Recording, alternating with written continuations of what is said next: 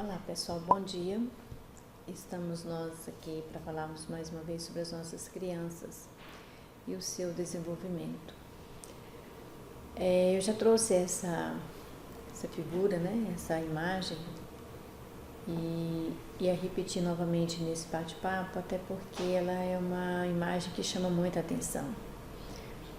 Porque muitas vezes nós achamos que omissão e qualquer ação que atrapalhe o desenvolvimento acaba sendo somente nas classes sociais menos favorecidas.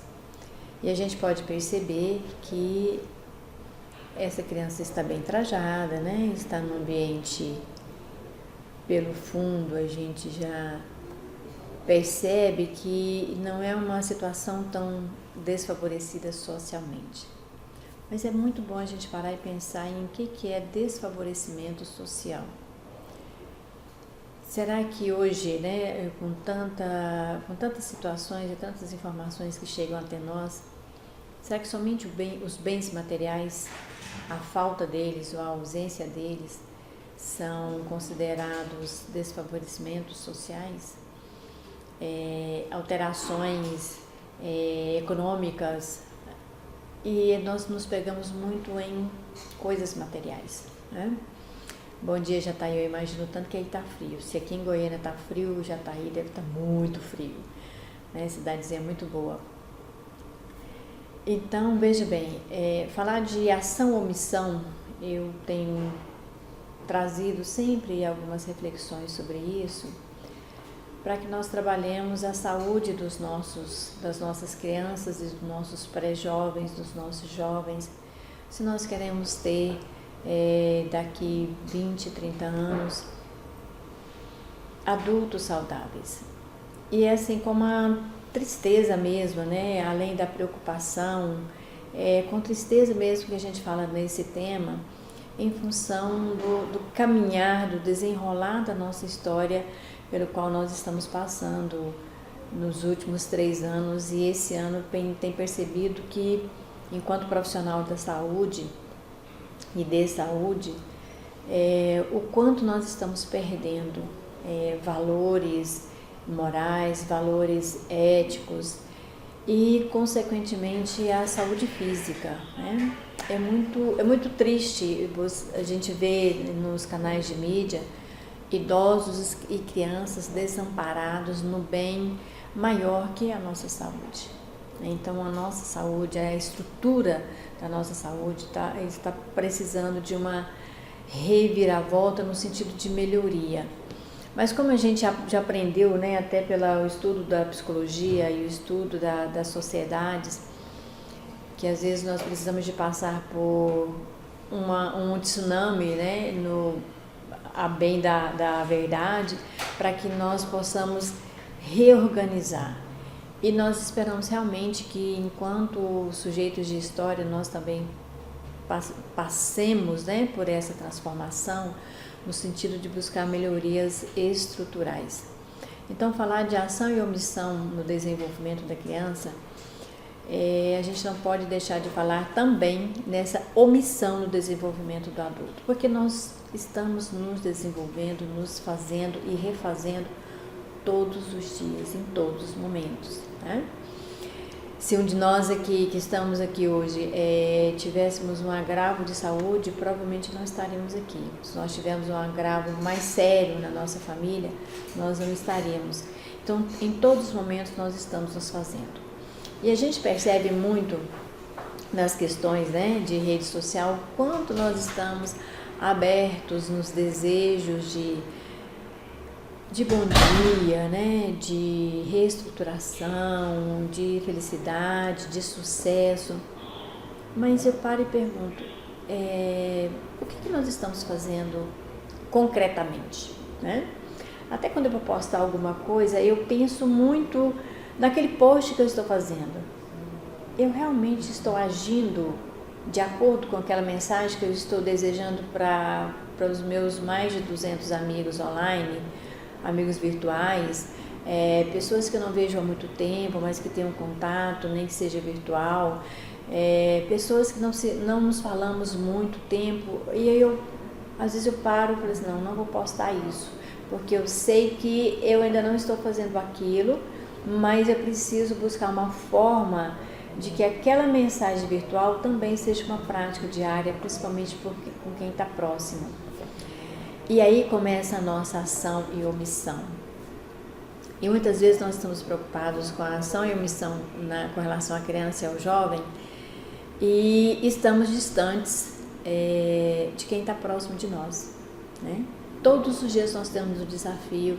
Ao abrirmos os olhos e ao levantar, nós temos um desafio que se encontra à nossa frente, que é a nossa família, né?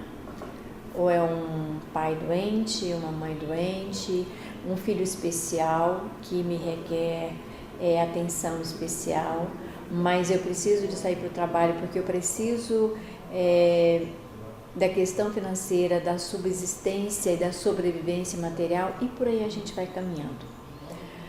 E às vezes nós nos prendemos na questão omissão, né, no conceito de omissão, somente aquilo que nós deixamos de fazer que agrave o desenvolvimento de uma pessoa. Mas às vezes nós temos omitido as nossas ações tão pequenas no dia a dia que ela pode fazer uma diferença. E eu conheço um palestrante, ele é um psicólogo espírita, né? E ele sempre fala nas palestras dele, quando eu falo algo para alguém, o ouvido mais próximo a ouvir é o meu. Então, toda vez que eu venho aqui conversar, toda vez que eu vou para uma palestra, eu tento fazer esse exercício de ouvir o que eu estou dizendo, de escutar o que eu estou dizendo, o que eu posso fazer com isso para que eu possa me tornar uma pessoa melhor. Então, falar de criança, eu tenho que pensar nas crianças da minha família, né? Nos sobrinhos netos, nos primos pequenos, nas crianças que fazem parte da comunidade onde eu trabalho, nas crianças que eu cruzo pelo caminho. O que é que eu posso fazer enquanto cidadão para não omitir ou deixar de agir em função de um desenvolvimento saudável? Então, a gente já falou aqui, eu trago alguma até para a gente repensar como reprise, que vários são os fatores que podem interferir no desenvolvimento da criança. Todos os fatores. Desde a emoção da concepção, esse fator interfere sim. Porque quando nós temos a concepção de uma criança, a energia que envolve esse momento e a energia que vai envolver essa gestação, ela tem um peso fundamental na estrutura de vida futura dessa criança. Tanto que Freud trabalhou, né, com as hipnoses, e muitas das neuroses tinham como resultado de agora uma causa anterior ao nascimento do indivíduo, né? Hoje, com várias técnicas, né, com várias terapias alternativas que as pessoas vão buscando, o autoconhecimento, o seu reencontrar, sempre nós esbarramos nisso, né? Conforme Jung nos traz o conceito de arquétipos, nada mais é do que uma memória que nós trazemos de algum lugar, que seja cultural, que seja espiritual, que seja o meu aprendizado enquanto sujeito, enquanto ser, enquanto alguém que está buscando a sua história, que está buscando o seu posicionamento num mundo em constante movimento, né? Sempre nós estamos em movimento, inclusive a própria Terra fisicamente, né? Terremotos, tsunamis, mudanças atmosféricas, mudanças de temperatura. Há quantos anos nós não tínhamos um inverno frio em Goiânia como nós estamos tendo? Há muito tempo, né? Nós não tínhamos esse inverno friozinho e seco como está.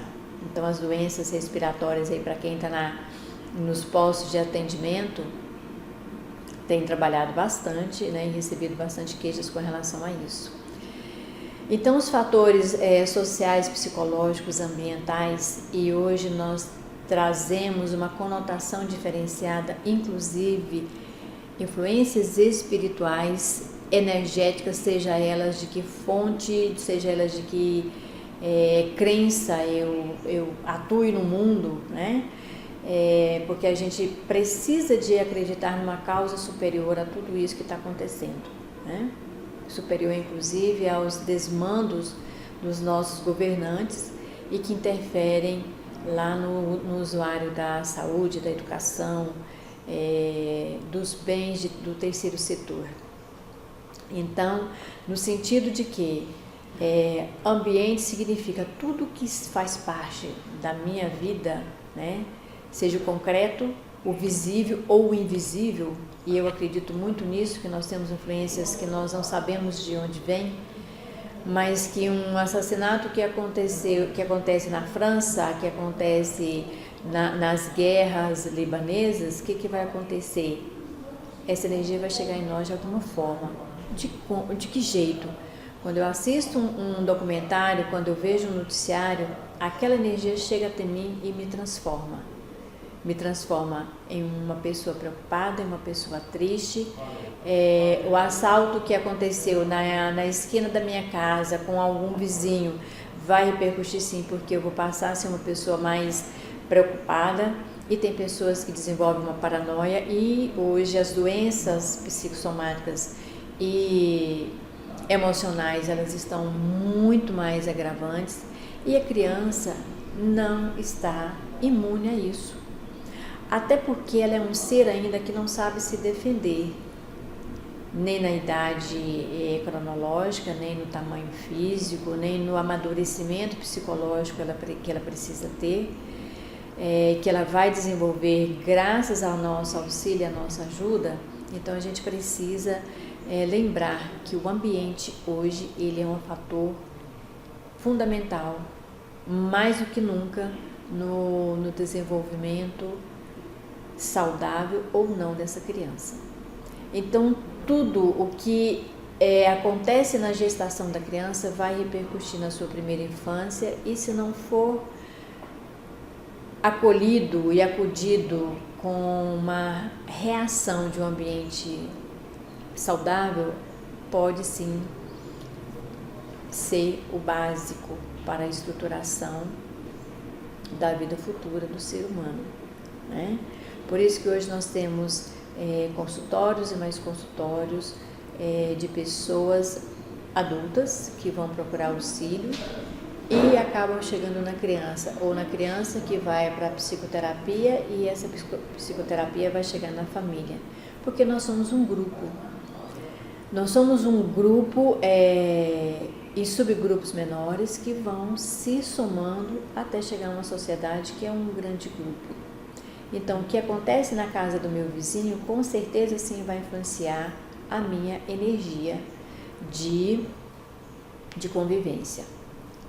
Em casa, no trânsito, no trabalho, porque todos nós somos envolvidos pela energia do ambiente que nós promovemos.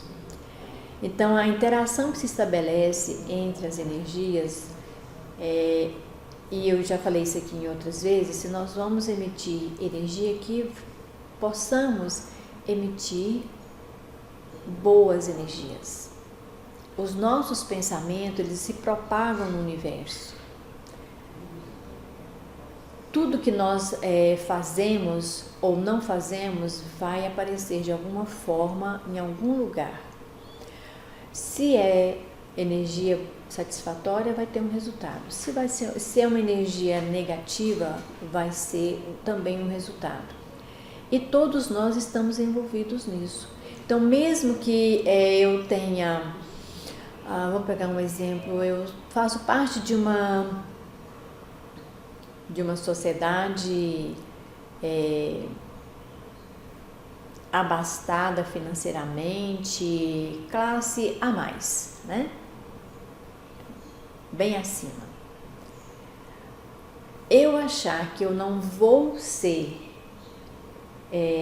influenciada pelo que está acontecendo na base da sociedade, que é uma base com maior número de indivíduos, com maior número de dificuldades, que tenha dificuldade, isso vai acontecer, e com certeza. Veja, por exemplo, Os condomínios de alto luxo estão totalmente cercados a ponto de os seus moradores serem os prisioneiros, em função de uma situação social que acontece externamente.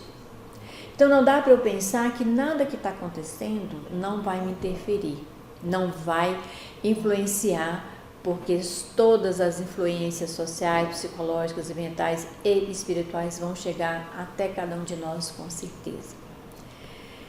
Então toda a nossa interação com o ambiente, né, são variáveis que vão influenciar no modelo de educação e no modo de estruturação do desenvolvimento da criança. E às vezes a gente foca muito em alguma dessas variáveis e esquece de olhar o montante, né?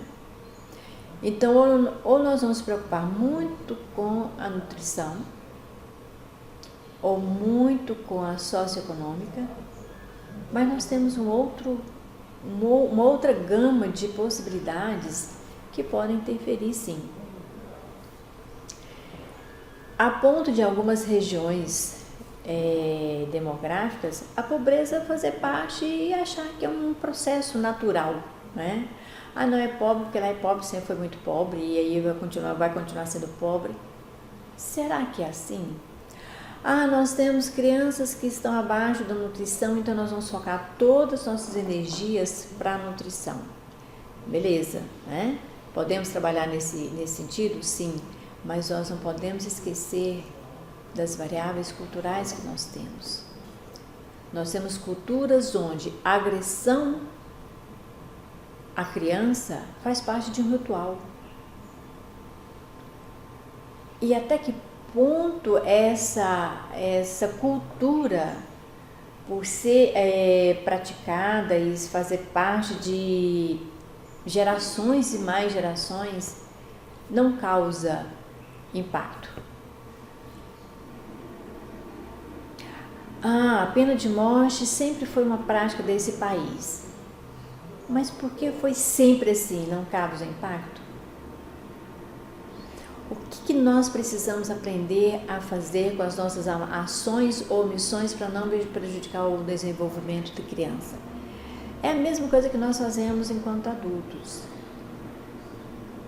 Antes que eu faça alguma coisa ou acione o meu pensamento em função de uma situação que vai prejudicar alguém, basta que eu pense se eu gostaria que isso... Bom, gostaria não, porque eu não gostaria de fazer a coisa errada, mas se essa minha ação, se fosse ao contrário, como é que eu me comportaria? Dificilmente nós fazemos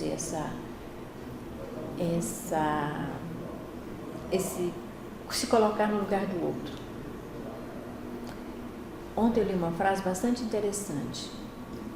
Quando eu não consigo sentir a dor do outro, quando eu não consigo me colocar no lugar do outro, eu vou ser colocado naquela situação para aprender na prática, qualquer que seja ela. Vamos pegar um exemplo de saúde, né? Nós estamos na saúde, temos a facilidade de conversar com um colega médico, trocar uma receita, pedir uma orientação para nutricionista, né? Pedir que a assistente social arranje algum jeito da gente conseguir uma consulta ou qualquer que seja o procedimento com maior facilidade. Mas e as outras pessoas que não estão conseguindo fazer isso? Ah, professora, mas eu não estou fazendo nada errado, porque eu também não tenho nada a ver com a estrutura de governo que nós temos, municipal, estadual e federal. Será que não? Né? Em outros movimentos que eu participo, em outros locais, eu sempre digo que as nossas vibrações, as nossas energias são responsáveis sim por algum fato que está acontecendo. Por exemplo, quando eu estou bem, tudo à minha volta parece estar melhor. Alto lá, não é estar melhor. Eu vejo a situação e consigo atuar de modo diferente. A situação está lá, ela está do mesmo jeito se eu não estivesse bem. Só que a minha forma de lidar com a situação é que vai mudar. Então, quando eu falo em vibrações energéticas em meio ambiente, é como eu vou, inclusive, educar a minha criança para lidar com determinada situação. Por quê? Fechar os olhos para uma ação de uma criança que pegou um lápis do coleguinha, pegou a borracha do coleguinha, um dia ele pega o lanche, no outro dia ele corta a lancheira, no outro dia ele rasga o caderno. Então, essas omissões às ações da criança, porque me parecem naturais, porque ela é uma criança, eu estou reforçando para ela que aquilo está correto. Então, o dia que ela entrar, ela vai crescer, ela vai amadurecer, ela vai sedimentar essa anuência, então ela vai se sentir muito tranquila e muito à vontade para praticar um roubo em proporções maiores. Isso é omissão. Isso é eu me omitir frente a uma situação que naquele momento parece muito natural. Mas o desenvolvimento, ele começa lá na vida intrauterina. Foi isso que nós comentamos anteriormente. As energias que eu vou recebendo de ser bem-vindo, de ser amado, de ser bem-quisto, de nascer numa família que me espera, que me acolhe, é um processo de desenvolvimento. Então, quando nós colocamos variáveis maternas, é porque o sentimento de ser desejado, de ser amparado, de ser acolhido, começa aqui. Ou se eu tenho uma concepção que não foi planejada, que foi como se coloca, né, no dia a dia, um acidente, se não foi um encontro planejado, se eu não tenho uma estrutura física financeira, tudo isso eu lá internamente vou começar a perceber. Eu não sei bem o que é.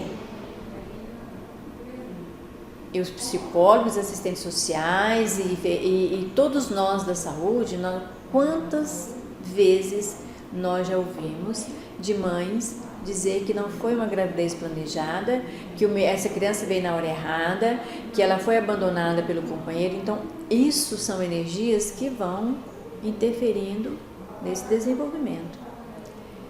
Então, essas variáveis, elas são inúmeras. São bastante interessantes. E aí, eu trouxe para a gente pensar, e até já coloquei alguma coisa, sobre o que é o ambiente. São todas condições materiais e morais que envolvem alguém. Tudo. E aí, tem horas que nós temos um ambiente altamente bom, né? Materialmente eu tenho todo o luxo, toda a possibilidade de viver bem financeiramente, materialmente, posso viajar para onde quiser, posso comprar o que eu quiser, posso estar onde eu quero estar, satisfazer os meus desejos, não as minhas necessidades, são duas coisas totalmente diferentes, nós já falamos isso aqui algumas vezes.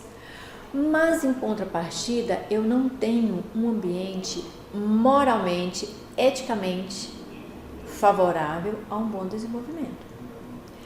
Então, vamos encontrar crianças e jovens com alguma delinquência, não necessariamente pobres materialmente, mas necessariamente criaturas carentes de afeto, de carinho, de atenção, de aconchego, de colo. E aí as condições materiais passam na hierarquia de avaliação para segundo plano, porque eu preciso ter pessoas, crianças e jovens moralmente educados. Mas alguém pode pensar assim, mas como é que eu vou educar moralmente, eticamente a minha criança no mundo onde ela tem contato com tudo que é exatamente o contrário? Mas nós tivemos valores morais estabelecidos crescemos, nos desenvolvemos, nos amadurecemos com valores que eu tenho como repassar. E a criança percebe isso. Ela tem percepção e inteligências em desenvolvimento que ela percebe que o que ela recebe em casa de bom é diferente do que ela pode ver na escola, no grupo externo que ela faça parte. E cabe a nós, adultos, que chegamos primeiro, mostrar qual é o resultado das ações e omissões frente a um ambiente pobre moralmente. Dizer que não dá conta de educar a criança e o jovem porque nós vivemos num momento histórico altamente conturbado não é justificativa para nós termos quantidade aumentada todos os dias de jovens delinquentes. A justificativa é de que nós não estivemos presentes necessariamente numa infância, não soubemos entender e ler nas entrelinhas do comportamento manifestado, e aí na juventude fica muito mais difícil. É claro que nós não vamos esquecer que cada um de nós trazemos as nossas características natas, trazemos as nossas histórias, mas que ela pode ser direcionada de uma maneira que o desenvolvimento não seja tão desfavorável àquela pessoa em desenvolvimento, em crescimento. É a atmosfera moral, novamente aparece a moral, a ética, os bons costumes, os valores positivos, porque o bandido também ele tem um valor, ele tem a ética dele, inclusive ele tem um código de honra, né? Então toda quadrilha, todo agrupamento, ele tem um código e para eles é o correto. Mas nós estamos falando aqui de um desenvolvimento adequado, padrão, satisfatório à aceitação de uma sociedade, de uma convivência em sociedade harmônica. Porque nós temos hoje uma sociedade que é desarmônica, né? A própria estrutura familiar nossa ela tem pouca harmonia, então todos os momentos nós temos que resgatar isso a um custo de energia e um desgaste psicológico de médio para cima, né? Então a atmosfera moral que seja alegre, animada ou triste, séria ou frívola e por aí vai. O grande senão é que hoje nós temos como conceito de que animação e alegria é sinônimo de perturbação de quem gosta de silêncio. E não necessariamente o silêncio tem que ser triste e sério. Às vezes eu preciso de me recolher mesmo. E não se tem mais esse momento de recolhimento, porque nós adultos corremos 24 horas a ponto do nosso sono ser agitado e não descansarmos, não repor as nossas energias físicas para o dia seguinte de trabalho, né? E de alguma forma vai sim repercutir na criança. Porque ela dorme tarde, porque a família não tem o silêncio da noite para recuperar as suas energias. Então, pais estão chegando às 11 horas e o filho está acordado esperando. Porque é o único momento que ele tem contato com a família, com os pais. Aí ele já tem a criança que precisa de dormir de 8 a 9 horas, hoje ela está dormindo por volta de 4, 6 horas. Vai influenciar no dia dela, que vai ser um dia agitado, cansativo. E aí ela tem que fazer 1001 tarefas diferenciadas, ou ser transportado da casa para a creche, ou para a casa de uma avó, para a casa de uma tia, o dia que a tia não pode. Então ela é um ser nômade. Poderia ser um movimento rico? Sim, se ele for bem orientado, né? Não é de todo ruim a criança ter contato com várias pessoas da família, né? Às vezes se locomover, se movimentar por uma necessidade financeira da família básica, mas tem que haver uma orientação, uma conversa com a criança. Porque às vezes ela fica com uma pessoa, mas outra pessoa que pega na escola, outra pessoa que leva para casa. Então, essa multiplicidade de fatores, ela não é de todo negativa, mas ela tem que ser orientada para que a criança entenda que essas ações ela faz parte do seu desenvolvimento, mas que ela possa tirar algo de bom e nutritivo para a sua personalidade a partir dessas mudanças, dessas transformações. Então, o agrupamento, né, a agrupação humana, do ponto de vista social, ela tem que trazer para a criança e para o jovem, e até para o adulto, uma ponte, uma ligação entre as coisas internas com as externas. E que essa troca, né, essa ponte de mão dupla, ela precisa ser alimentada todos os dias. E esse momento está muito mais difícil para as crianças e para os jovens, porque nós adultos também estamos perdidos. Nós estamos tentando descobrir aonde foi que o novelo de lã se arrebentou, né? Para que a gente encontre, como diziam os nossos avós, a ponta da meada, para entender o que está acontecendo e o que nós vamos ter que fazer para agir da melhor maneira nessa alteração social pela qual estamos passando.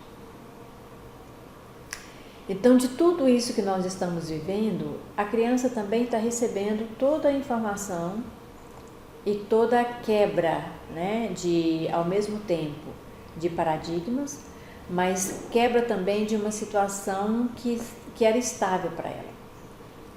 E aí elas sofrem algumas alterações, sim, porque elas fazem parte de um processo. Elas fazem parte de um círculo. E eu quis trazer esse círculo porque quando nós estamos em círculo, nós não temos nenhum é melhor que o outro. No círculo eu consigo ver todos que estão junto comigo. E é interessante essa dinâmica do círculo, onde um recebe e outro doa energia. Quando nós trabalhamos com o exemplo da pirâmide, que é o que nós temos hoje, né? A base, o meio e o ápice. Então, quando a gente estuda escala social, a gente vê exatamente isso, né? A base vai ser sempre a maior, que é o proletariado, é o servidor, é o desempregado. No meio está ali alguém que está tentando não ser rebaixado para a base, mas que também não consegue chegar no topo. E temos o topo que não dá nem notícia da base. Só que o topo esquece que a base é que o sustenta. E quando a gente pega esse modelo de pirâmide, nos leva a refletir uma série de situações que nós vivemos. De uma estrutura familiar autoritária, onde a criança está na base e os pais estão no topo, o adolescente está ali no meio,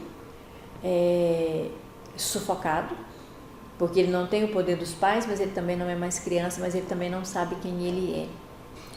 E esse desenvolvimento para a fase adulta, ele é primordial. A adolescência é como se a gente estivesse num barco à deriva, né? Então a gente não sabe muito bem para onde está indo. E é um momento crucial nas nossas vidas.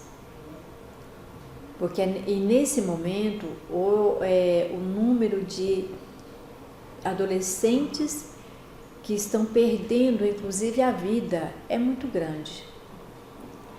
Que seja por um suicídio planejado, que seja por um suicídio indireto, que seja pelo desencaminhamento de uma vida social organizada moralmente e eticamente.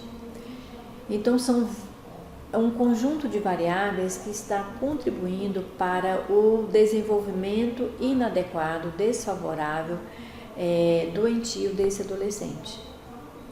Então, quando a gente pega um círculo, né, e trabalha com as pessoas num círculo, é como se fosse uma rede. A rede se dá no horizontal, ela não é vertical.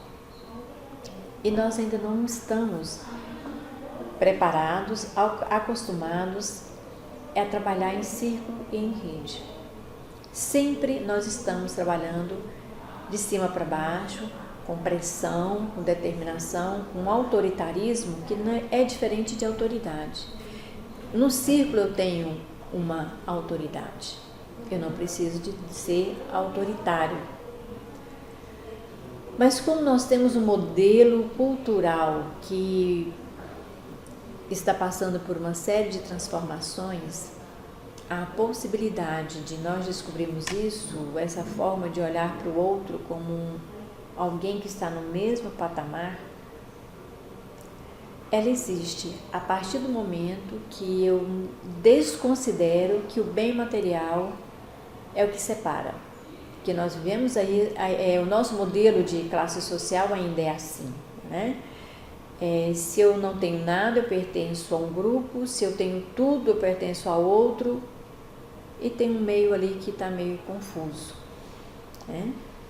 Esse meio provavelmente seria nós, que estamos ali, porque a gente não tem o poder para distribuir renda, para distribuir qualidade de vida, mas ainda não estamos num grupo que hoje não tem nada, não tem casa, não tem alimentação, não tem saúde e não tem dignidade cidadã. Então, grande parte do comportamento que essa criança vai desenvolver através das nossas ações positivas é a interação que ele envolve com o espaço e no espaço. Porque a criança atua, e ela atua muito bem. Tão bem a ponto de nós adultos, às vezes, não conseguir lidar com a atuação dela. Aí vem a omissão, né? Aí vem a omissão, que ela pode não se tornar uma agressão física, como nós vamos ver daqui a pouco, mas uma agressão psicológica. Uma agressão onde eu não sei lidar com a situação, eu me afasto, eu me omiti. E o que ela vai sofrer a partir daí é uma agressão psicológica. Então, alimentar e vestir é uma tarefa simples para nós, mas para a criança é complexa e ela vai aprendendo a lidar com isso na sociedade. Só que muito de nós atualmente preocupamos com essas duas ações, até por uma inabilidade e uma dificuldade de desenvolver ações complexas e repassar com educação, com aprimoramento e com desenvolvimento essas atividades complexas para as nossas crianças. Por isso hoje a escola ela está cheia de crianças que não são respeitadas, mas também não ensinaram a ela a respeitar a escola. A família, por uma inabilidade, por falta de tempo, por excesso de atividades para a sobrevivência financeira, para se preocupar em alimentar e vestir, não tem tempo para outra parte, que é a educação moral, ética, de respeito ao semelhante, da convivência harmônica com o outro. As escolas hoje passaram a ser um palco de toda sorte de acontecimento. Volta e meia nós vemos nas redes sociais, né? Que tipo de educação se faz na escola e que tipo de educação o aluno tem que levar para a escola. Então, eu acredito que toda essa revolução que estamos vivendo, toda essa reviravolta, é para, de alguma forma, nós resgatarmos os nossos valores morais e éticos para reverenciar a nós mesmos e as nossas crianças. Ou, do contrário, em 10 anos, nós não conseguiremos mais saber o que estamos fazendo. considerando que daqui 10 anos eu estou com 65, né? Então, assim, eu já estarei aposentada, eu espero, né? Em função desse tanto de mudanças. Mas eu espero também ter contribuído de alguma forma com a formação das crianças que serão jovens e adultos daqui a 10 anos. Porque senão nós, idosos, sofreremos as consequências de uma omissão no tratamento com as crianças de hoje. E olha que nós já estamos sentindo. Porque é desesperador, é terrivelmente triste nós vermos crianças com armas mortais sendo empunhadas por eles. É assim, desagregador jovens de 13, 14 anos com ações de agressividade e violência física mesmo, sem rumo a tomar depois de adulto. Porque daqui 5 anos eles serão considerados civilmente responsáveis pelos seus atos, só que eles já sedimentaram, eles já amadureceram o seu jeito de ser agora na adolescência. Então, quando eu menciono suicídio indireto, seria nesse sentido, de que as pessoas não têm hoje um planejamento e uma estrutura para ter uma vida melhor como adulto, porque como jovem ele não tem nenhuma estrutura, porque já veio de uma infância desestruturada, por uma omissão familiar, social, estatal, governamental, porque as famílias hoje elas estão tão carentes de estrutura social que ela não tem a estrutura para educar a criança no sentido de um desenvolvimento adequado. Então, nós estamos vivendo um momento onde os filósofos, né, chamam de crise, que de repente a gente cria alguma coisa. Mas nós precisamos focar o que nós estamos esperando de um futuro que nós temos que fazer, para que essa criança seja um adulto que vai ser o nosso aliado futuramente. Então, a desagregação familiar, que é a desfiliação, né? Hoje nós preocupamos muito na filiação a grupos, mas esquecemos da desfiliação familiar. Então nós criamos grupo familiar no WhatsApp, nós criamos grupos nas redes sociais, mas a família está ficando aquém. Até porque a estrutura familiar sofreu alterações nos últimos 40 anos, alterações bastante de uma reviravolta muito grande. Nós não estávamos preparados, como ainda não estamos, né? Ter na família alguém que assuma a sua condição homossexual, seja masculina ou feminina, ainda dá uma desestruturada a ponto de não ser aceito em casa, na família primária. E aí, esse jovem ele começa a procurar grupos iguais, onde ele é aceito. Mas não necessariamente esse grupo tem uma saúde e um direcionamento para orientá-lo na sua escolha e na sua condição de ser humano em desenvolvimento. Crianças hoje estão sendo no maior número, né? E esse número é crescente. Paralelamente, o número de adoções também tem crescido, mas a nossa burocratização não auxilia muito ainda. Mas o número de crianças em abandono não é só social, abandono familiar também cresceu muito.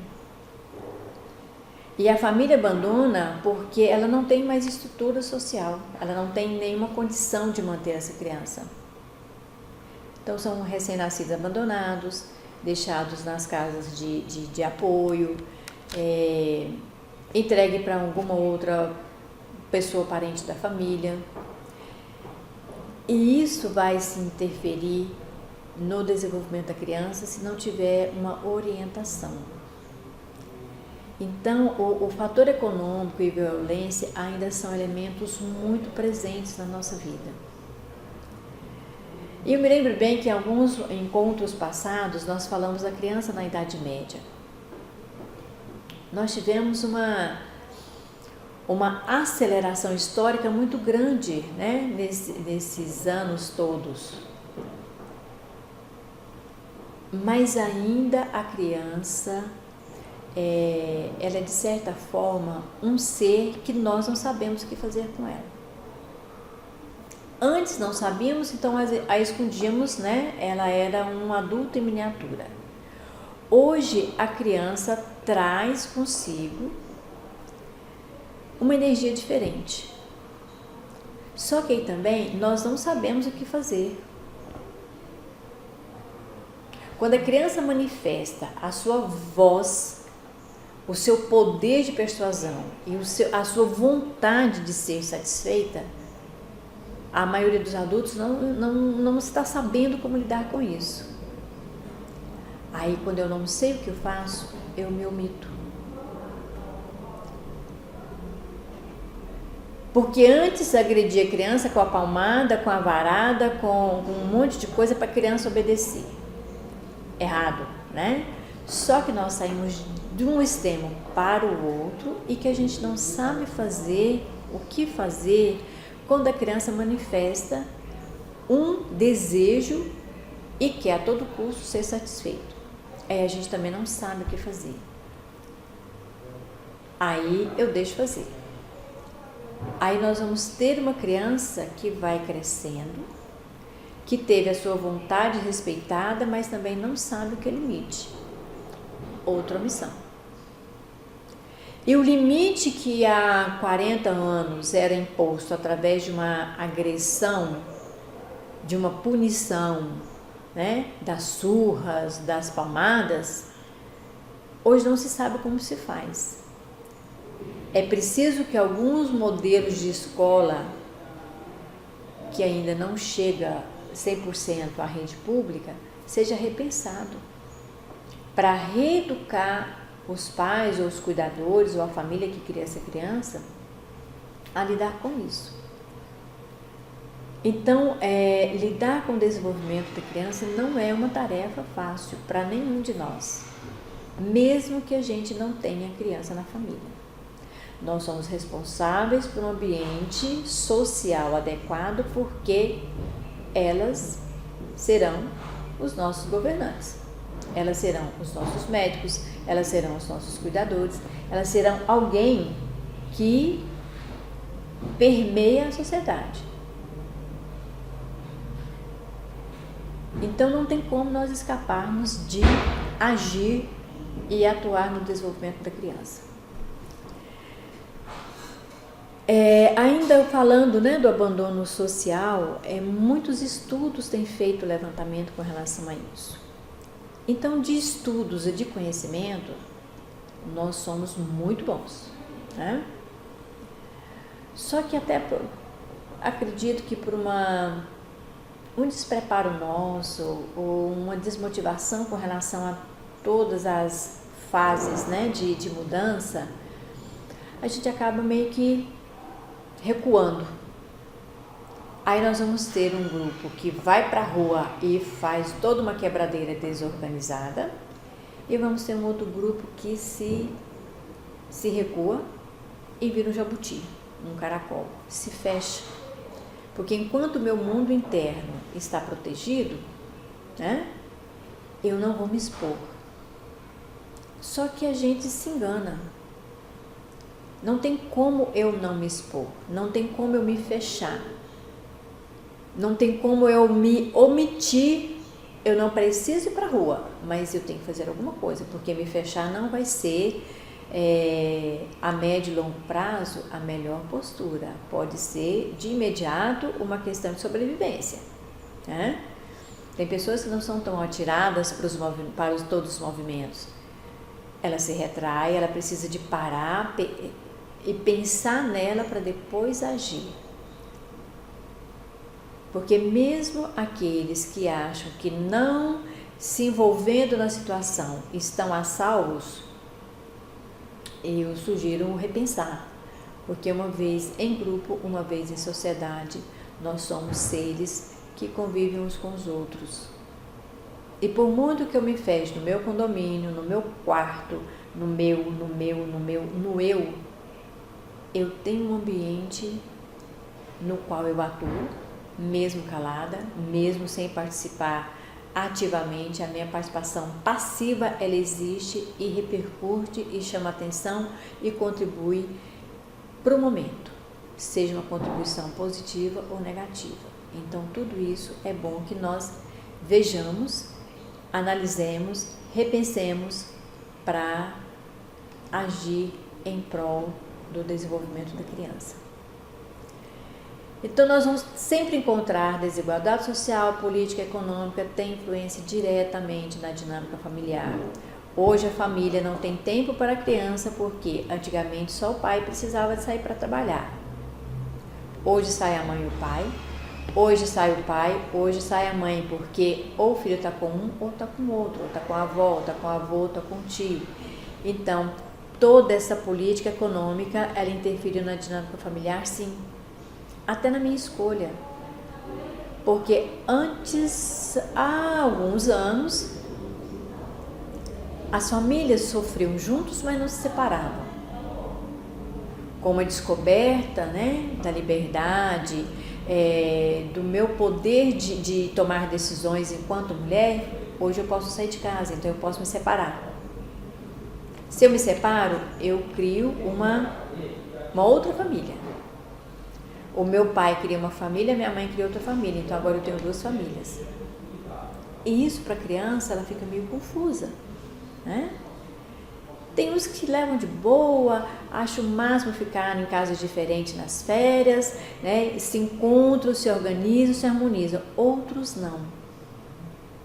Então as nossas ações hoje, elas têm que ser pensadas, porque eu tenho uma criança do meu lado. Ah, não, mas eu sou solteiro, não tenho filho, não tenho sobrinho. Tem, nós temos uma energia movimentando. Quando uma gestante passa por nós temos um sentimento diferente.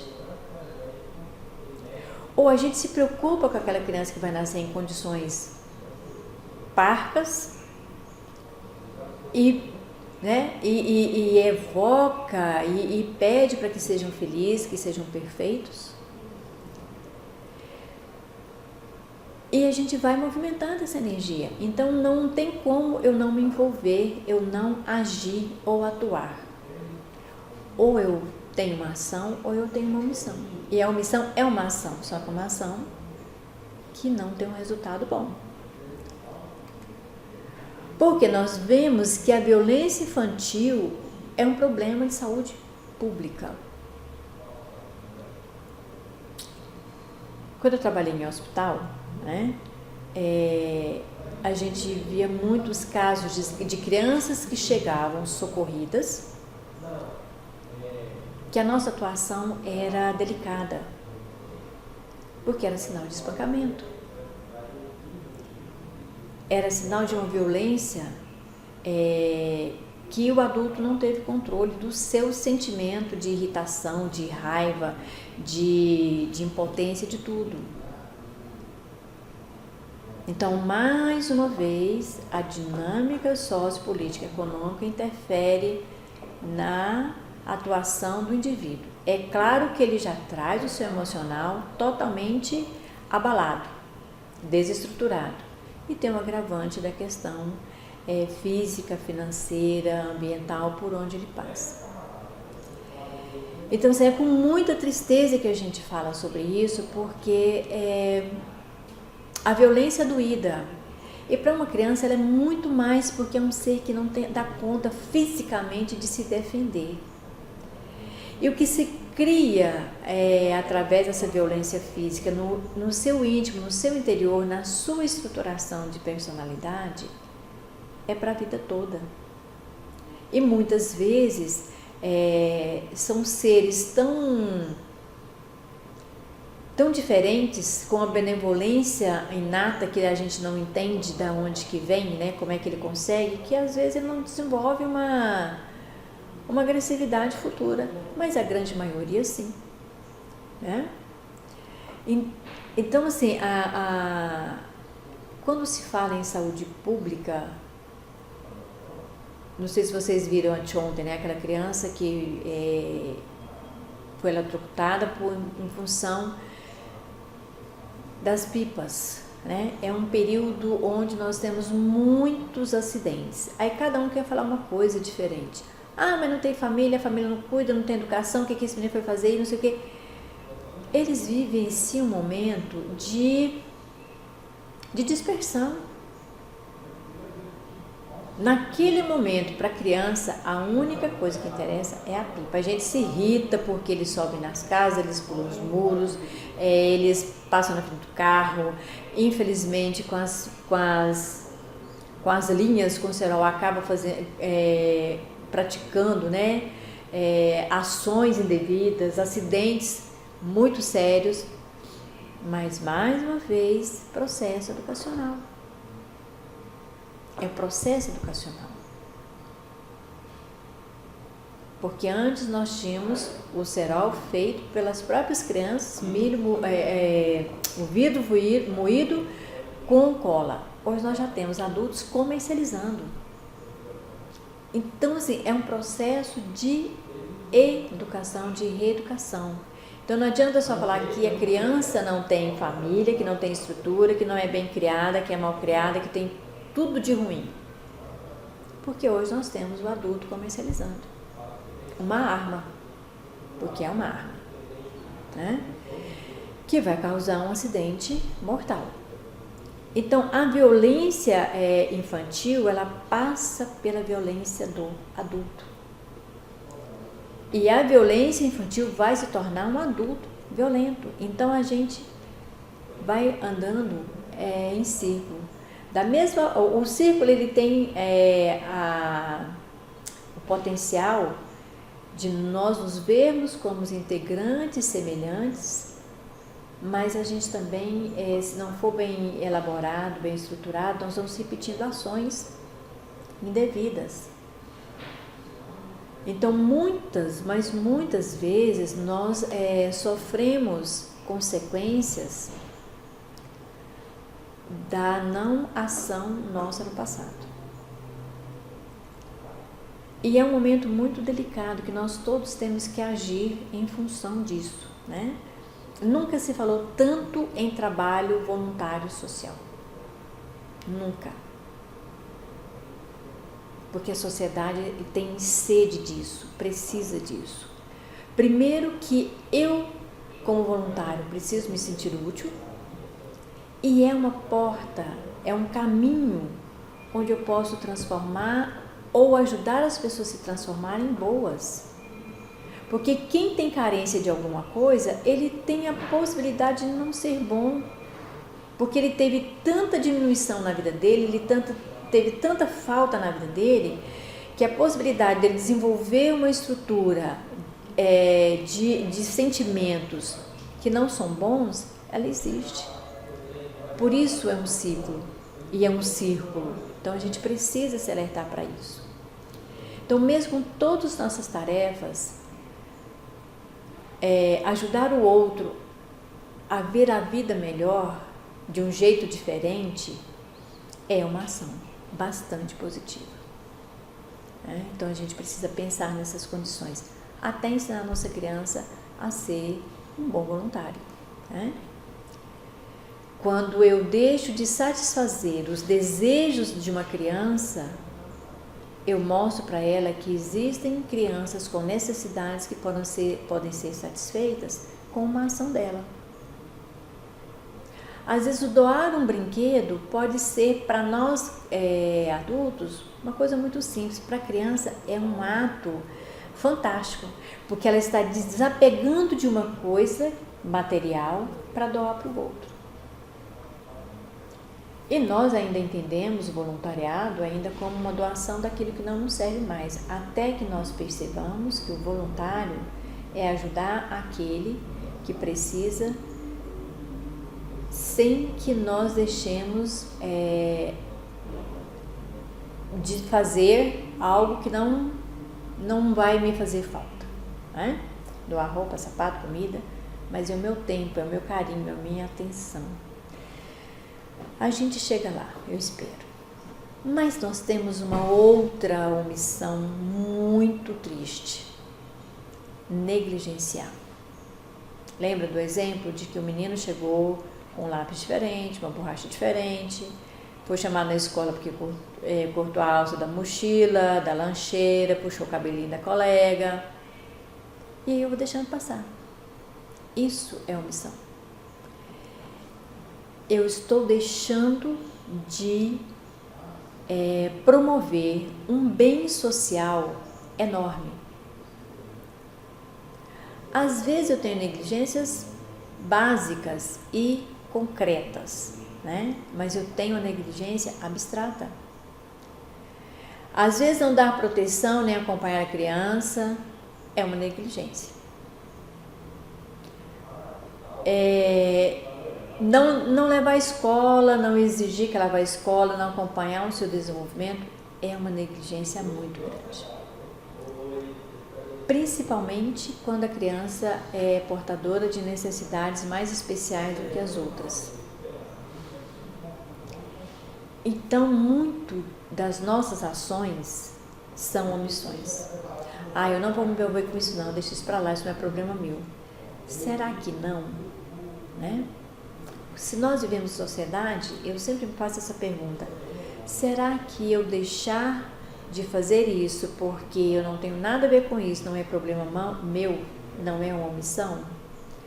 Porque muitas vezes nós não queremos interferir ou fazer parte de alguma coisa ruim que está acontecendo, mas ela está acontecendo. Querendo ou não, nós estamos ali fazendo parte, mesmo nos omitindo de opinião, de fazer algo, nós estamos negligenciando uma situação. E essa negligência, ela passa por vários fatores. Por uma inabilidade que eu não consegui desenvolver isso, eu não sei chegar até a pessoa, eu não sei como fazer, mas eu posso procurar ajuda. Eu posso fazer uma pesquisa, eu posso ler, eu posso conversar com outras pessoas, eu posso ir me inteirando do que eu posso fazer de bom. Para que essas situações que são prejudiciais ao desenvolvimento de qualquer ser humano em qualquer faixa etária, deixe de existir. Vamos pegar, por exemplo, o idoso, né? Tem tantos idosos hoje que estão necessitando de uma ação nossa, de companhia.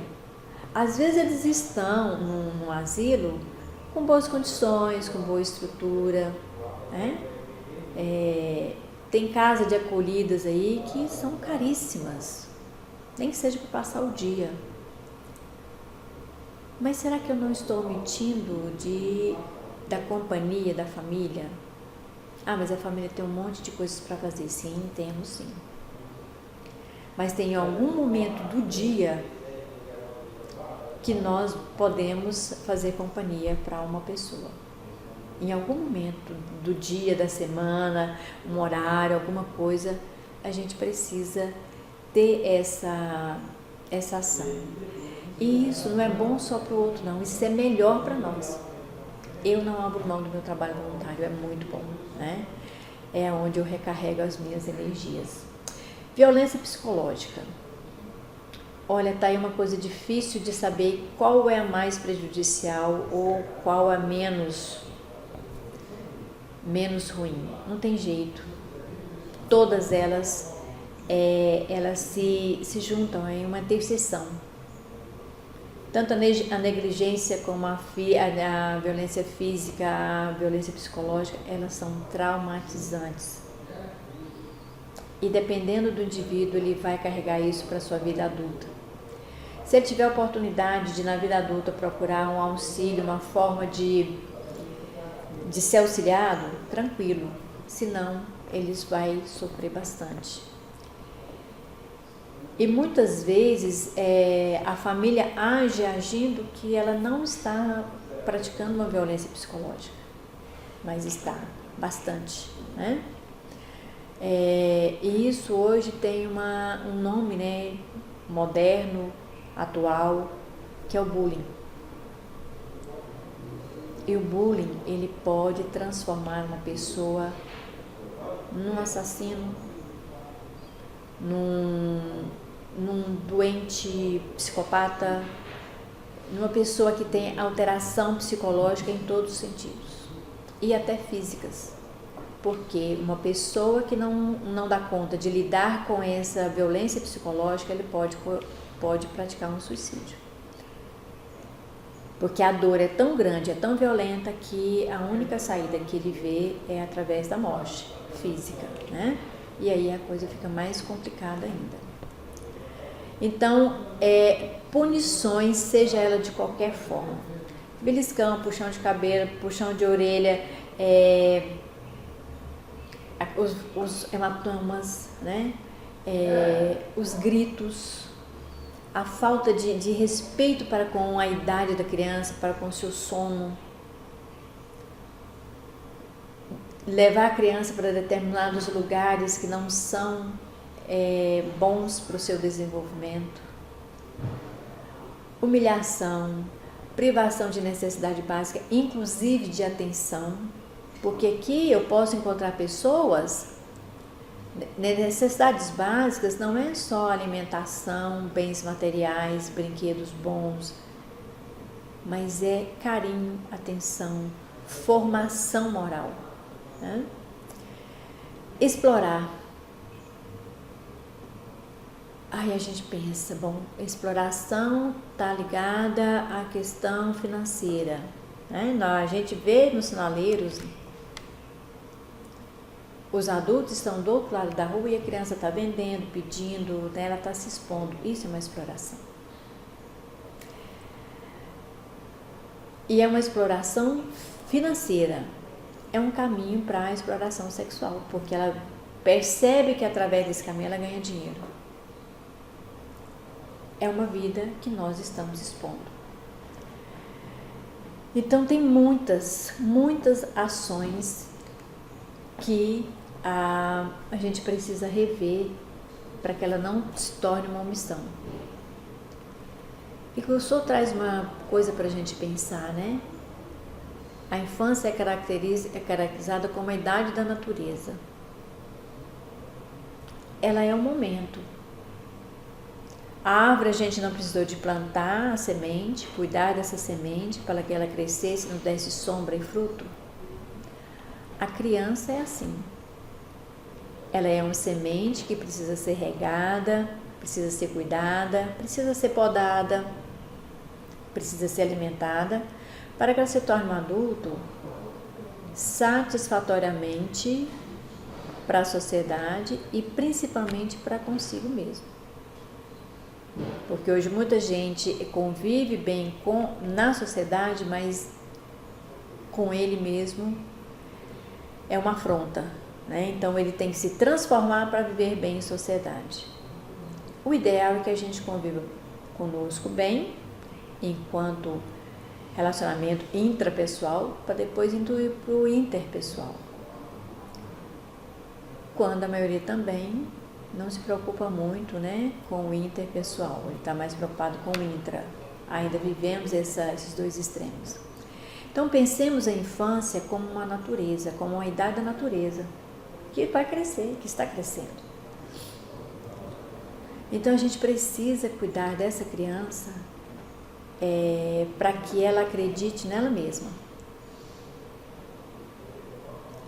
Porque a criança insegura é porque a família já fez isso. A criança que ela não acredita que ela tem capacidade, que ela vai fazer, é porque a família já fez isso antes. Você não consegue, você é o mais burro, o seu irmão é melhor que você. Então, isso é uma pressão psicológica que faz com que a criança não acredite nela. E que seja a família, a estrutura que ela estiver, que essa criança possa acreditar que ela é um ser muito importante. Essa é a nossa contribuição sobre a ação e omissão no desenvolvimento da criança e do adolescente. E, por que não, do adulto. Muito obrigada, tenha um bom dia.